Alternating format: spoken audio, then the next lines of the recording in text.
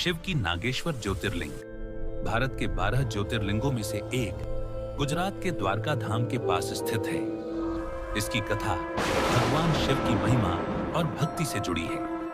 पौराणिक कथा के अनुसार प्राचीन काल में दारुक नामक एक राक्षस था जो अपनी पत्नी दारुका के साथ दारुकावन में रहता था। दारुका ने भगवान शिव की तपस्या की वरदान प्राप्त किया, जिसके कारण वह बहुत शक्तिशाली हो गया और उसने अपनी शक्ति का दुरुपयोग किया और वह पत्नी दारुका ने मिलकर क्षेत्र में उत्पात मचाना शुरू किया और लोगों को अत्याचार करता था। अत्याचारों से लोग परेशान थे। इसी दौरान सुप्रिय नामक एक शिव भक्त व्यापारी अपने जहाज से यात्रा कर रहा था। दारुक ने उसे बंदी बना लिया और कारागार में डाल दिया। सुप्रिय ने कैद में रहते हुए भी भगवान शिव की भक्ति नहीं छोड़ी। उसने कारागार में ही शिवलिंग की स्थापना की और पूजा अर्चना शुरू की। उसकी भक्ति से प्रसन्न होकर भगवान शिव प्रकट हुए और फिर दारुका ने अपनी राक्षस सेना को लेकर युद्ध के लिए अपने वरदान के बल पर शिव को चुनौती दी। फिर शिवजी नंदी पर सवार होकर जंगल से युद्ध पर पहुंचे। फिर शिवजी के साथ नागों के देवता शिव भक्त वासुकी का आह्वान किया। वासुकी परम शिव भक्त था। वह अपनी सेना को लेकर युद्ध में पहुंचता है। फिर दारुल के सेनापति सेना को लेकर युद्ध में पहुंचता है। फिर राक्षस राज दारुल अपने वाहन भेड़िया में सवार होकर आसमान मार्ग से घने जंगल में जाते उतरता है।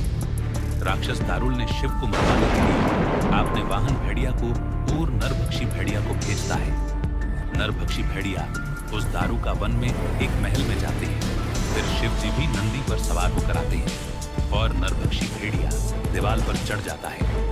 शिव देखते हैं नरभक्षी भेड़िया दूसरी तरफ जाता है। फिर शिव कहते हैं, नरभक्षी भेड़िया आज तुम्हारा का अंत है। नरभक्षी भेड़िया शिव जी पर हमला करता है। फिर शिव उसे त्रिशूल से मारते हैं।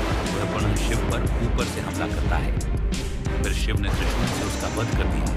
फिर शिव महल से बाहर जाते हैं। फिर शिव युद्ध क्षेत्र में सभी राक्षस सेना से वो भक्ति नागों का राजा वासुकी का राक्षसों के युद्ध में शिव जी की सहायता करता है। फिर नागराज वासुकी राक्षसों के सेनापति से युद्ध करता है। फिर नागराज वासुकी ने राक्षसों के सेनापति का वध किया। फिर शिव राक्षस दारुल के पास जाते हैं और उसके साथ युद्ध होता है। दोनों के भीषण युद्ध हुआ। अंत में शिव जी ने आसमान से बिजली लेकर अपनी त्रिशूल से राक्षस राज दारुल का वध कर देते हैं। भक्ति से प्रसन्न होकर उस स्थान पर ज्योतिर्लिंग के रूप में स्थापित हो गए, जो नागेश्वर के नाम से प्रसिद्ध हुआ।